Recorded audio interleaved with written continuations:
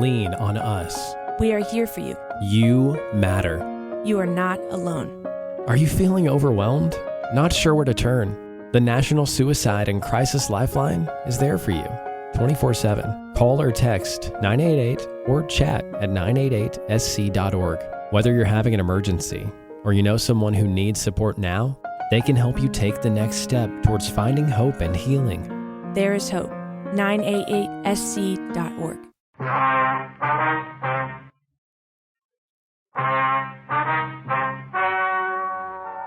Ladies and gentlemen, the story you are about to hear is true.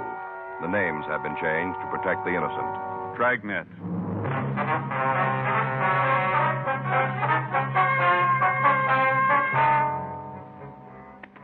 You're a detective sergeant. You're assigned the burglary detail. A jewelry store has been robbed. Merchandise amounting to $5,000 has been stolen. The thief made good his escape. Your job? Find him.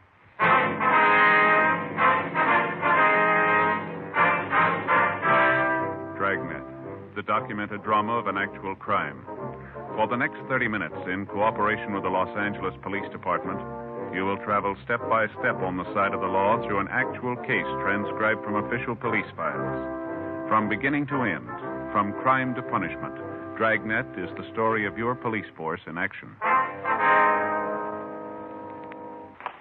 It was Sunday, September 8th. It was warm in Los Angeles. We were working the day watch out of burglary detail. My partner's Frank Smith. The boss is Chief of Detectives Thad Brown. My name's Friday.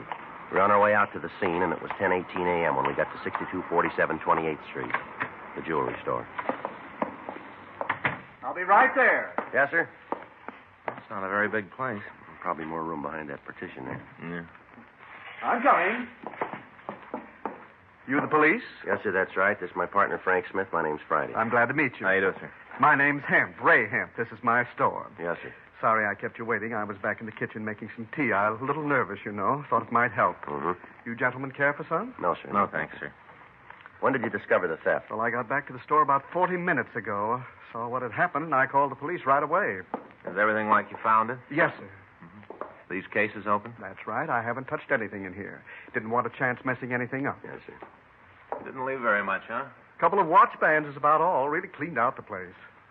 Now, about the watches, what kind were they? Mostly wrist models. A couple of pocket size. Uh-huh. All different brands, but I just got a bunch of Longines in. Took every one of them. Yes, sir. Cleaned me out. Can you tell us how they got into the store? Yes. I'll show you how they chopped a hole right through the wall. All right, sir. Right through the wall. In the back. Came right through. You can see there. Goes right into the storeroom of the barbershop next door. Sure made a mess of the place. Plaster all over the floor. Yes, sir. Pretty much ruined the wall, too. Yeah. Wanted to make sure they'd have enough room. See, the hole must be about 3 feet across, Joe. You can see there, right into the storeroom. Yes, sir. I'd better check over there, huh? Oh, I forgot to tell you. The back door to the barbershop is open. Before you officers arrived, I checked out in the alley and I saw it wide open. I guess that's how they got in. Who owns the barbershop, Mr. Hemp? Ed Justin had the place over 15 years. You know where he lives? Yes, he isn't home, though. As soon as I saw that hole, I tried to call him. You can give us his address and phone number, can you? Yes. We'll want to talk to him. I've got one of his cars up front. All right, sir. We'll check next door. Look at that hole. Must be a good 3 feet across, wouldn't you say? Yes, sir. Here, let me get that door for you. Look at that. What's that? Size of that door. Heavy, double lock. Burglar alarm system out in front. On the skylight up there. Doesn't stop him. Yes, sir. Well, we'll check next door. Seems like kind of a nice little guy, huh? Yeah. Wonder why the thief didn't close the door when he finished. Probably nothing left to steal. Yeah. Take a look at the door here. It doesn't look like it was forced. Well, Justin might have left it unlocked. Boy, they sure made a mess in here, too. Yeah, looks like they had a head start. Huh. The place must use a lot of hair oil. Yeah, only that's liquid soap there. Oh, yeah. Doesn't look like there's any tools around. No. How you doing? Take a look. Want to find something? Come here. What? In the dust here. Can you see it? Yeah. Impressions? Huh. Looks like a stocking foot, huh? Yeah. Well, the guy must have worked with his shoes off. That's the way I'd call it. You notice right here? What? In the middle of the print? The stain? Yeah, looks like it could be blood. Possibly might have cut his foot. What do you think? Uh-huh. Well, let's call the crime lab, have them send a crew out to go over both places. Huh? Yeah. Joe, Yeah. take a look at the skylight up there. Mm-hmm. It's broken. You better check the roof, huh? All right. Sure looks like hair, Tony. Yeah, it's green. Yeah. There's the drain pipe there. Might have used that to get up. Mm-hmm. We'll have the crew check it. Let's go back in. Yeah. Mr. Hemp? Yes? Find out anything? Well, we're not sure yet, sir. I wonder if you could tell us, is there some way to get to the roof of the building here? Oh, yes. Come on, I'll show you. There. You see? Up in the corner. Trap door. Mm-hmm. Hinged. Swings right up. It's been a while since I've used it. You have something we can use to get up there? Mm-hmm. I've got a ladder. I'll get it. All right, sir. You want me to give you a hand with that? Oh, I can get it. All right. Here, you better let me help you with that. I'll swing my end over, and you can walk it right up under the trap door. All right, be careful now. All right. How's that? That's fine. That'll get it. You want to steady the ladder, Frank? Yeah.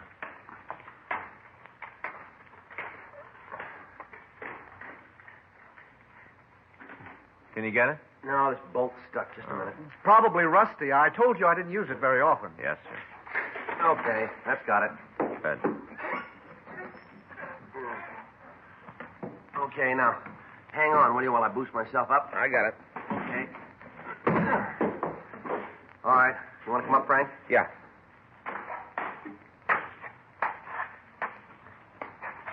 All right, let me give you a hand. Yeah. Wait till I get my foot on the ledge. All right, come on.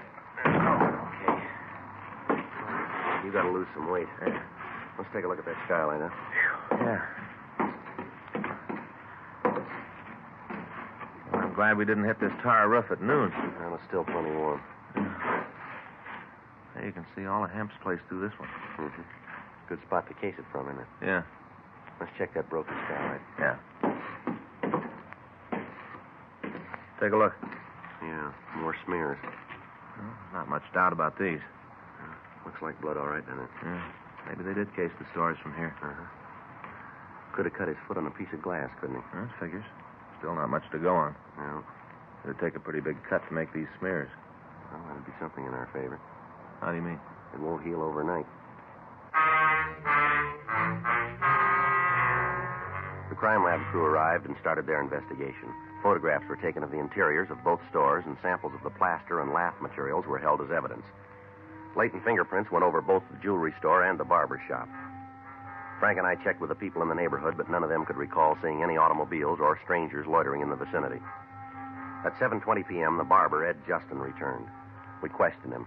He said he didn't recall locking the back door to the shop, and he said it was more than possible that he did leave it open. We got a complete list of the stolen merchandise from Ray Hemp, along with the case and movement numbers of the watches. These were distributed to pawn shops throughout the city. Frank and I went back to the city hall and had the stats office start a run on the M.O. used in the burglary. 9:47 p.m., Lieutenant Lee Jones from the crime lab called to say that they'd finished their examination of the physical evidence. He told us that the stains we'd found were blood and that he'd have the grouping test finished for us in the morning. He went on to say that the suspect should have particles of plaster dust and other debris in his clothing. Also, if we were able to find the socks that the thief had worn, the pattern of the material would identify them. At 10:15 p.m., Frank and I finished the log and we checked out of the office. The next morning, we started to run down the list that the stats office had furnished us.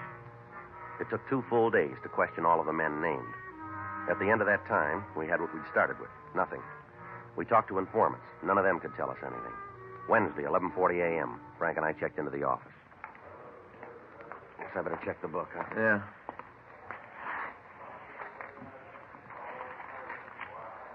What you got?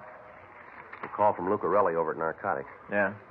Says they picked up a guy this morning. Luke talked to him and figured maybe we'd want to see him. You say why? Well, he didn't spell it out. He saw our teletype on the jewelry store thing. Yeah. It's about some watches. We put in a call to Sergeant Roxy Lucarelli at Narcotics Division. 5 minutes later, the suspect was brought to our office. He was identified as Frederick Gabriel Garth. He had a record listing several arrests for burglary and narcotics. He'd served 1 term at the county jail on the narcotics charge. He was brought into the interrogation room where Frank and I questioned him. What are you giving me trouble for? I'm clean. They found nothing on me. Is that so? Sure, the marks are old. Been a long time since I had a fix. Uh-huh. Well, what do you want from me? Information? On what? You've been around a while, haven't you, Garth? Sure, I'm a native son. Then you must have a lot of friends. A couple. Any of them selling wristwatches? What do you mean? Well, you don't need a drawing for this now. Any of your friends selling watches cheap? No. You sure about that? What are you trying to build? Well, the way it came to us, you can steer us to a cheap watch. Well, you got it all wrong. I don't even own a watch. If I could buy one cheap, I'd have one. Is that right? Well, sure. I always wanted a good one. Mm-hmm. You know anybody who can lead us to a good buy? Well, what's in it for me? What do you got now? Nothing. Well, you're going to leave the same way. Well, no reason for me to give you a hand, then, is there? Then put it down that we're going to have you in here again. The way you act now will go on the books. How about it, Garth? Who's going to know? You, Smith, and me. For real? Won't do us any good to spread it around town, will it? Okay, I met a guy last night. Showed me a watch he bought for $5. What'd it look like? Gold. Pretty good watch. Fellow friend of yours? I know him, that's all. You got a name? Yeah, Victor Gordon. Where'd you see him? Hot dog stand. Well, where's that? Out on Western. Western's a long street. Corner of St. Andrews. And what's this Gordon do for a living? I don't know. I just see him around the hot dog stand once in a while. You live around there? Yeah, I got a room near 39th and Western. I don't know the number. It's a big green place. Got those kind of plastic shingles on the roof. Red ones. Mm-hmm. You show it to us? Yeah, a friend of mine has a car. We drove him home a couple of times. Did you get a good look at the watch last night? Yeah? What kind was it? Longines. You're pretty sure about that, are you? Sure, I looked at it pretty good. He took it off his wrist, asked me if I thought it was worth $5. Uh-huh. Well, I told him it was. At least I'd pay that for it. It was a real beauty. All right. Can you give us a description of this Gordon fella? Yeah? We want you to show us where he lives.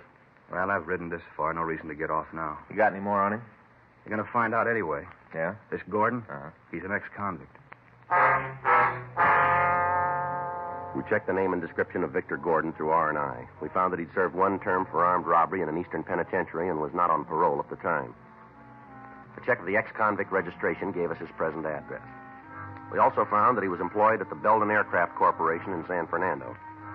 We took Fred Garth out to the address on Western Avenue to verify it for us. He pointed out the house and asked that we drop him off near a streetcar line. After that, Frank and I returned to the rooming house, and we went up to the third floor. We knocked on the door to Gordon's room, and he asked us in. I know what you're climbing on me for. Wild of questions. You ask him to get answers, don't you? We'd like a few.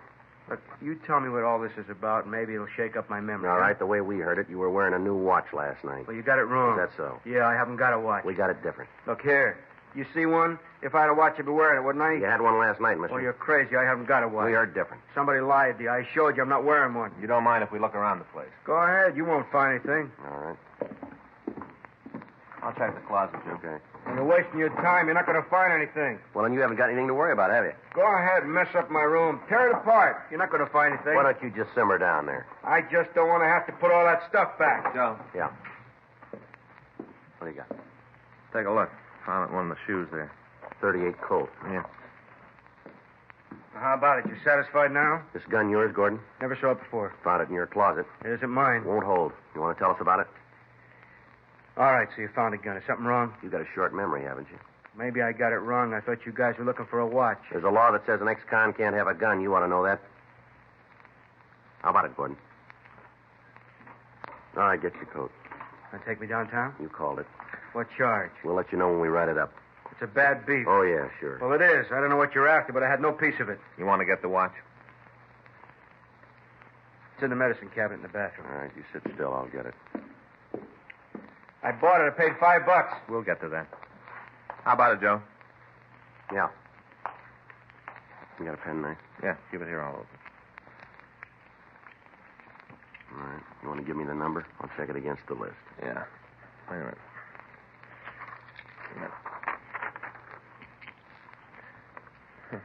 Kind of hard to see. 1, 6, 7, 5, 8. I think the next one's a 9. Let me see then. Yeah, that's a 9. Is it on the list? Wait a minute. Look, I didn't steal it. I was wrong about the gun, but I didn't steal the watch. Look, just sit still. How about it? No, it's not here. Wait a minute. Try the other side. Mm-hmm. Gordon, you're in trouble. Yeah, I know. The gun. No, that's only half of it, this watch. Yeah? It's listed as stolen.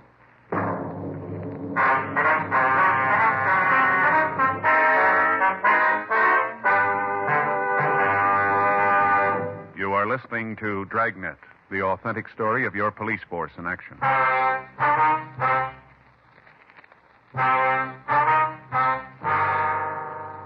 The suspect was taken downtown and questioned. He continued to deny any part in the theft. We put in a call to the place where he worked, and we verified that he'd been there on the night of the burglary. After a half hour of questioning, Victor Gordon told us about the man he'd bought the watch from. He said he didn't know his full name, that he knew him only as Kermit. He went on to say that his girlfriend had been with him when he bought the watch and could verify the story. We contacted the girl, Celia Kirk, and we talked to her. She told us the same story we'd gotten from Gordon. She volunteered the information that Kermit lived in the 3800 block on Gramercy Place. She also told us that his girlfriend lived in the 2900 block on 9th Avenue. We got a complete description of the man, and we checked it through R&I. We came up with a package for a Kermit J. Wayne. When the mugshot was shown to Gordon and Celia Kirk, we got a positive identification. Wayne's arrest record went back to the time he was 15. He was listed as an expert safe burglar and had used a tunneling M.O. on several occasions. Gordon was booked in at the main jail on a charge of violation of the Dangerous Weapons Control Law of 1923, Section 2. 5:40 p.m. Frank and I left the office and drove out to the address on Gramercy Place. Wayne lived on the second floor rear. He wasn't there. In the company of the landlord, we went through his room. Pretty dirty. You want to check the dresser? I'll get the trunk. Yeah.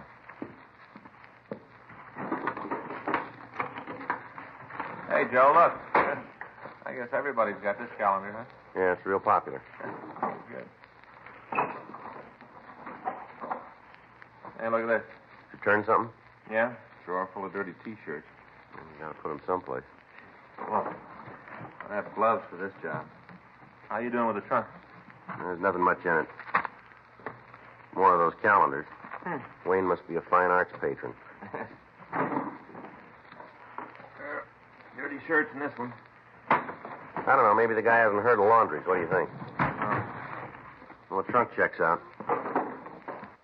Well, how you like that? I should have known. Hmm? Dirty socks, whole drawer full of them. Well, he's neat anyhow. Huh?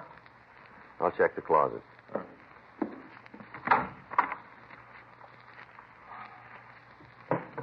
A lot of hangers, not many clothes. Maybe the guy's broke, but that's no reason to be so dirty. How about that bundle there? I haven't looked at it yet. Wait a minute. It might be his clean shirts. No, pair of pants. Figures. They're dirty, too. Wait a minute. Something in the pocket here. Pair of socks. That makes you wrong. What? If he was so neat, they'd be with the others. Well, maybe he had a reason for keeping them here. Why? Take a look. He had a reason. Blood on this one.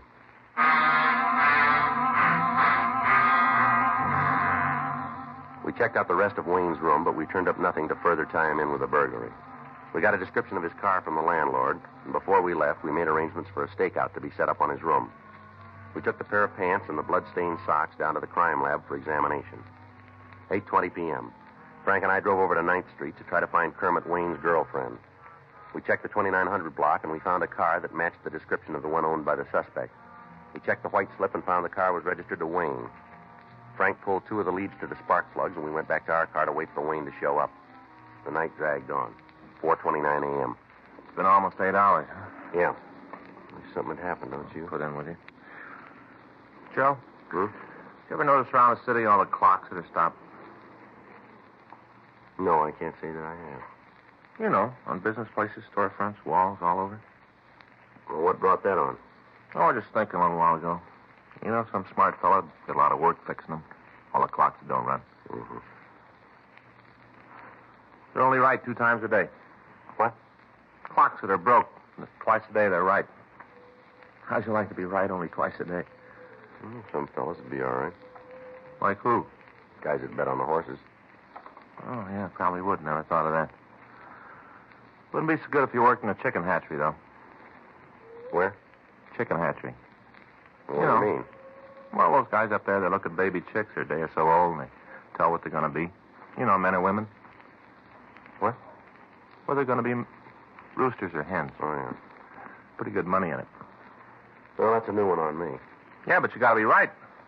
None of this twice-a-day stuff. You know, say a guy bought 100 little baby chicks expecting to get, 98 hens and 2 roosters. Mm-hmm. And he finds out he got just the opposite, 98 roosters and 2 hens. How do you think he'd feel? Disappointed? You bet he would. That guy'd be looking for a new job, too. Yeah, well, maybe he could fix those clocks, huh? Well, sure be a lot of money in it for Hold it. somebody, huh?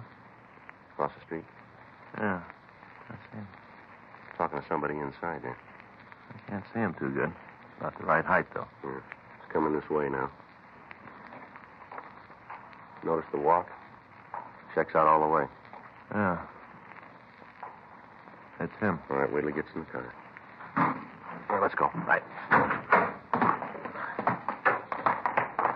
Hey, fella. You Kermit Wayne? Hey, what is this? Police officers. Are you Kermit Wayne? Yeah, what? Get out of the car. Come on. Keep those hands where we can see them. Why you want to talk to me? Come on, get out. Just put it down the way you walk, huh? This don't make sense. It does to us. What do you mean? You limp.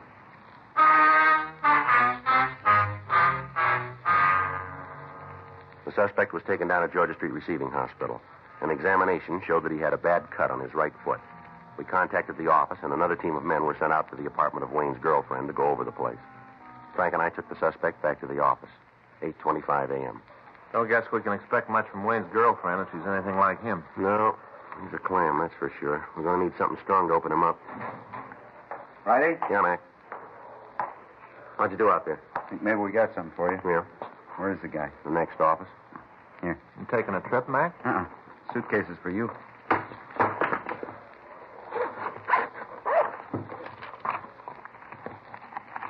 Watches, rings. Huh. Wayne's girlfriend didn't know it, but she was in the jewelry business. Oh, look at this. All Longines. How about serial numbers? Haven't checked them yet. As soon as we found this, we came right over. All right. We'll run them. Do you have any trouble? No, really. She was pretty cooperative. Didn't see what was going on. Mm-hmm. We told her Wayne was in custody, gave her a big story. Tells easier than it was. How'd you locate the stuff? When we told her about Wayne, she remembered the suitcase he wanted her to keep for him. Mm-hmm. He told her it was some war souvenirs. Didn't like to leave them in his room. Mm-hmm. Real surprised when she saw the contents. Then she got mad. Said he'd always promised to buy her a good watch. Never had. Well, she can start looking for a new Santa Claus, huh? Yeah. Wayne won't be shopping for some time.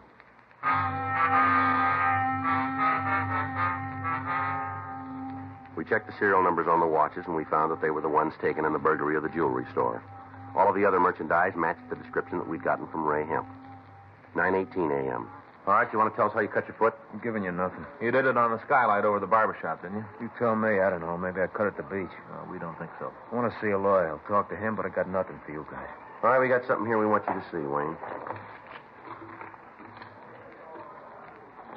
How about it, Wayne? Look familiar? Who you kidding? Bunch of watches. I've seen watches before. Who hasn't? These are a little different. Look at the suitcase. Does that ring any bells? Don't mean nothing to me. You guys are trying to trap me. I know how you are. Won't work this time. I learned all about you cops a long time ago. I get it. Burglary Friday. Yeah, right. Both of them, huh? Oh, good.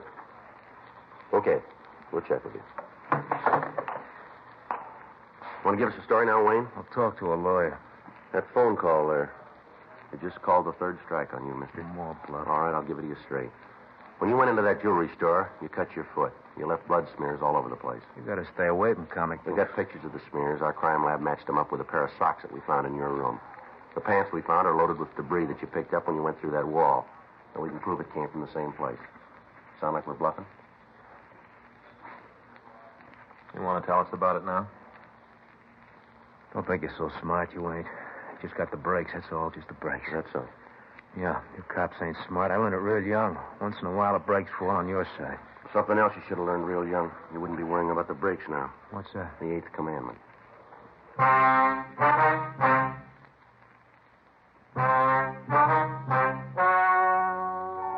The story you've just heard is true. The names were changed to protect the innocent.